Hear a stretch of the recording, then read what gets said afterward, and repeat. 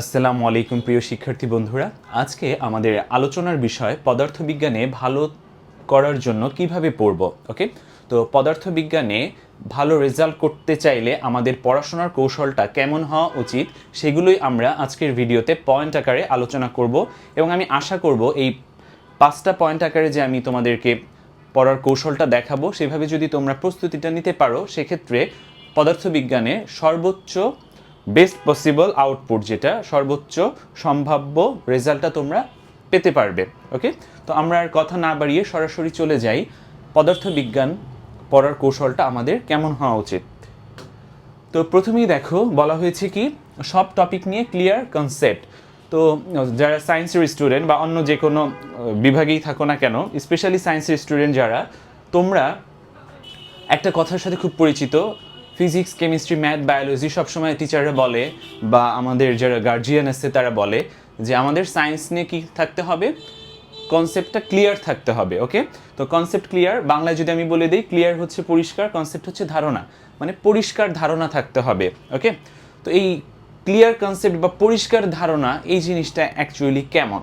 ওকে, এটা যদি তোমার সামনে এইভাবে উদাহরণের মাধ্যমে আমি একটু বলার ট্রাই করি, খেয়াল করে দেখো। আমি যদি তোমাকে বলি যে কোনো একজন খেলোয়াড় যার উচ্চতা হচ্ছে 5 ফুট 10 ইঞ্চি, আমি বলে দিলাম খেলোয়াড়ের উচ্চতা 5 ফুট 10 ইঞ্চি, তো তোমার চোখে তুমি একটা জিনিস কল্পনা করতে পারবা বা ধারণা করতে পারবা যে 5 ফিট 10 এই হাইটটা কেমন। ওকে, তার মানে আমি বলতে পারি এই যে যে খেলোয়াড়ের উচ্চতা, এটা নিয়ে তোমার একটা ক্লিয়ার কনসেপ্ট আছে বা পরিষ্কার ধারণা আছে।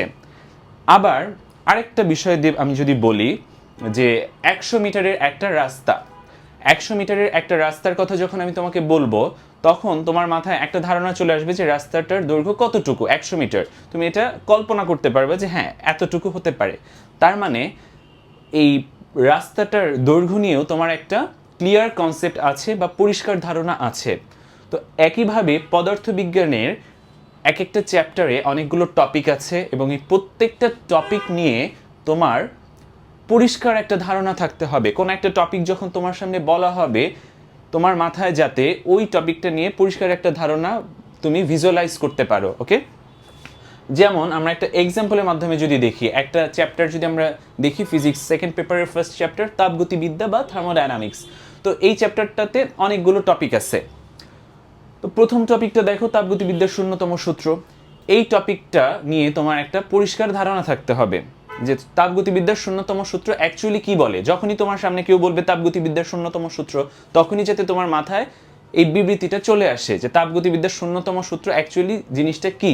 আবার দেখো তাপমাত্রার বিভিন্ন স্কেলের মধ্যে সম্পর্ক, এই টপিকটা যখন তুমি পড়বা তো এমনভাবে তোমার পড়া উচিত যে পরবর্তীতে যে কোনো সময় তাপমাত্রার বিভিন্ন স্কেল নিয়ে যখন তুমি কথা শুনবা তোমার মাথায় যাতে পরিষ্কার একটা ধারণা থাকে যে কি কি স্কেল আছে, স্কেলগুলোর সাথে একটার সাথে আরেকটার সম্পর্ক কি, সেলসিয়াসের সাথে ফারেনহাইটের সম্পর্ক কি, ফারেনহাইটের সাথে কেলভিনের সম্পর্ক কি, এগুলো যাতে তোমার ধারণাতে চলে আসে।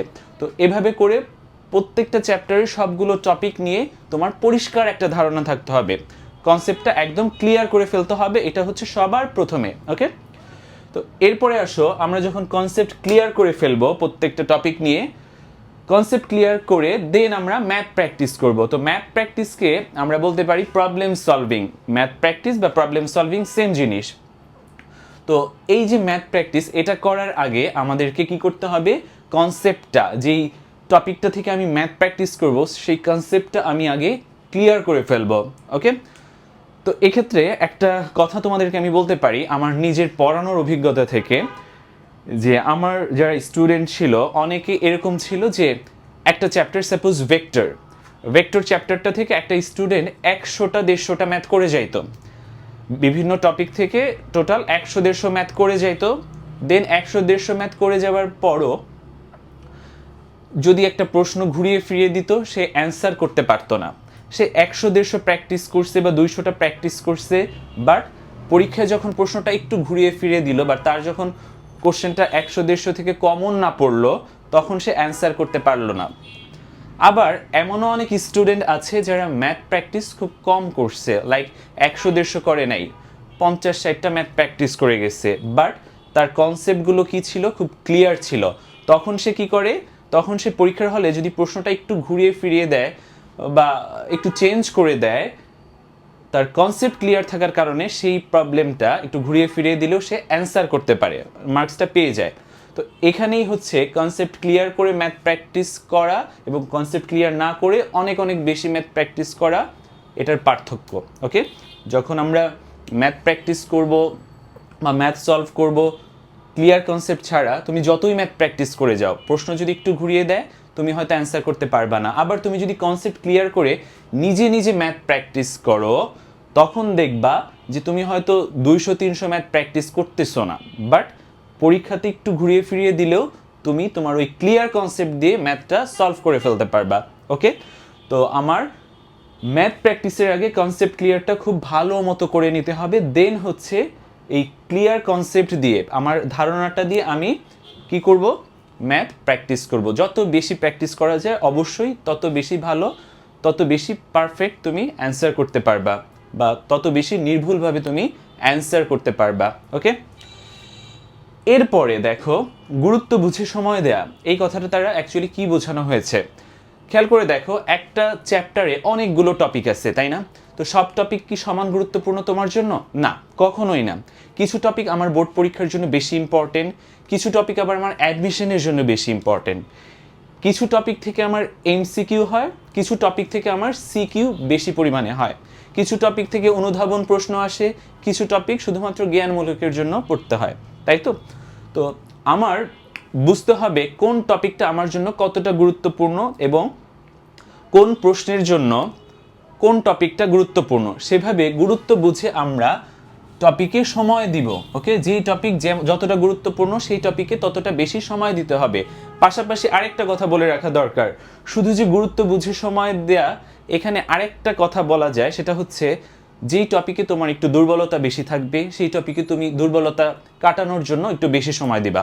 ওকে, এটা তোমার ব্যাপার। তো এটা ছিল হচ্ছে আমাদের গুরুত্ব বুঝে সময় দেয়া, খুবই ইম্পর্টেন্ট একটা জিনিস, এটাই আমরা মিস করে ফেলি। তো একটা এক্সাম্পল আমরা একটু দেখে নিই। দেখো এই তাপগতিবিদ্যায় আমাদের সিকিউ এর জন্য সমষ্ণ প্রক্রিয়া, এই সমষ্ণ প্রক্রিয়া বা রুদ্ধতাপীয় প্রক্রিয়া, এই দুইটা প্রক্রিয়া যতটা ইম্পর্টেন্ট, সমচাপ বা সম আয়তনিক প্রক্রিয়া কি ততটা ইম্পর্টেন্ট? ততটা ইম্পর্টেন্ট না।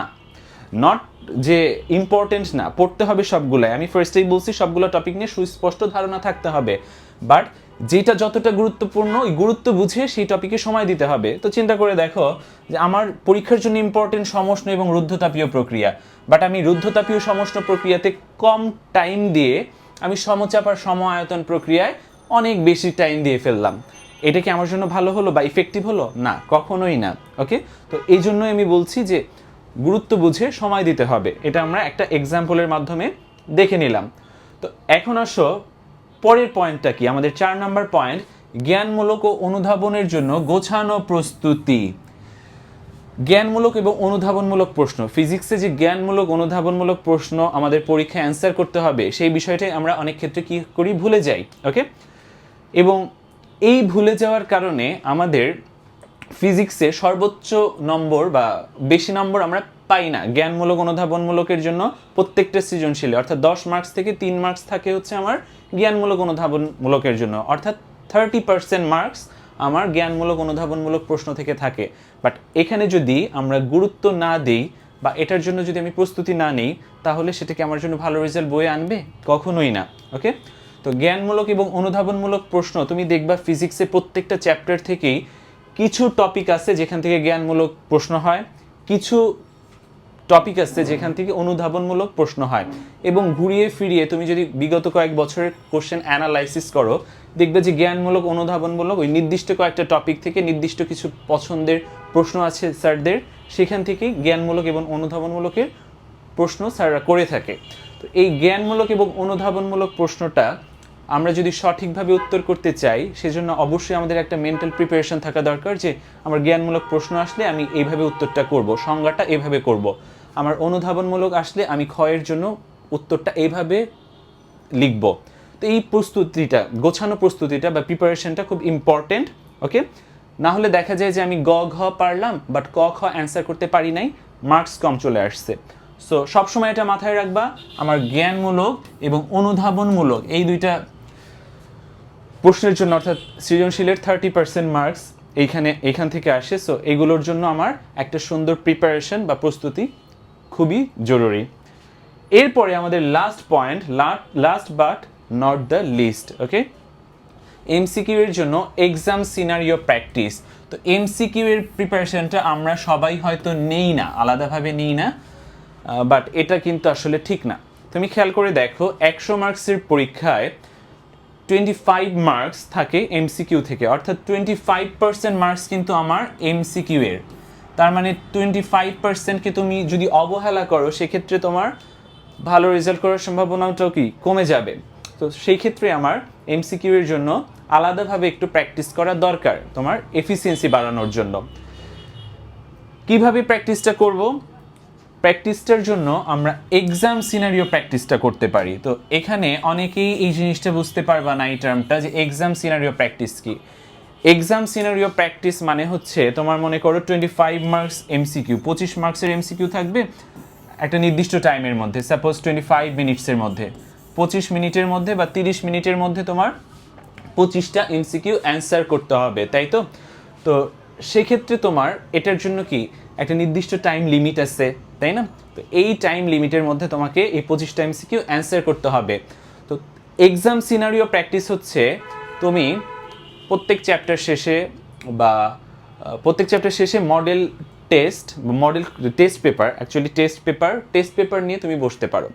টেস্ট পেপার নিয়ে বসবা, কিংবা প্রত্যেক বইয়ের বইয়ের অধ্যায়ের শেষে, প্রত্যেক টেক্সট বইয়ের প্রত্যেকটা অধ্যায়ের শেষে কিছু এমসিকিউ থাকে, রাইট? এমসিকিউ থাকে। তো তুমি কি করবা, প্রত্যেকটা চ্যাপ্টার শেষ করছো, দেন তোমাকে এক্সাম সিনারিও প্র্যাকটিসটা বেশি করে করতে হবে। যে তুমি 25টা এমসিকিউ নিবা, যে আমি এই 25টা এমসিকিউ 25 মিনিটের মধ্যে সলভ করব, ওকে? এই টার্গেটটা নিয়ে তুমি এমসিকিউ সলভ করার ট্রাই করবা, ওকে? তো এর ফলে যে জিনিসটা হবে, তুমি এভাবে করে প্রতিদিন 1-2টা করে এক্সাম সিনারিও প্র্যাকটিস করো, এর ফলে তোমার এমসিকিউ দ্রুত করার অ্যাবিলিটিটা বাড়বে এবং নির্ভুল করার অ্যাবিলিটিটাও বাড়বে। এই জিনিসটাই কি অ্যাকচুয়ালি আমাদের এক্সাম সিনারিও প্র্যাকটিস। এক্সামে যেভাবে আমাদের 25 মার্কসের অ্যান্সার 25 মিনিটের মধ্যে করতে হয়, ঠিক একইভাবে তুমি বাসায় ওই এক্সাম সিনারিওটা নিয়ে বসো। 25টা এমসিকিউ তুমি 25 মিনিটের মধ্যে সলভ করবা, এই টার্গেট নিয়ে তুমি বসো। এটাই হচ্ছে এক্সাম সিনারিও প্র্যাকটিস। যে কোনো পরীক্ষার আগে এক্সাম সিনারিও প্র্যাকটিসটা মাস্ট, ওকে? আর এমসিকিউ এর জন্য এক্সাম সিনারিও প্র্যাকটিসটা হচ্ছে সবচেয়ে বেশি ইফেক্টিভ। তো এগুলোই ছিল, এই 5টা পয়েন্ট ছিল আমাদের পদার্থবিজ্ঞানে আমরা কিভাবে ভালো রেজাল্ট করতে পারি বা কিভাবে প্রস্তুতি নিলে আমরা বেস্ট পসিবল আউটপুট পাবো সেটার ধারণা, ওকে? তো আশা করব এই 5টা পয়েন্ট যদি আমরা মাথায় রেখে প্রিপারেশন নিতে পারি পদার্থবিজ্ঞানে, ইনশাল্লাহ আর কারো কোনো সমস্যা থাকবে না, ওকে? তো সকলের জন্য শুভকামনা, খোদা হাফেজ।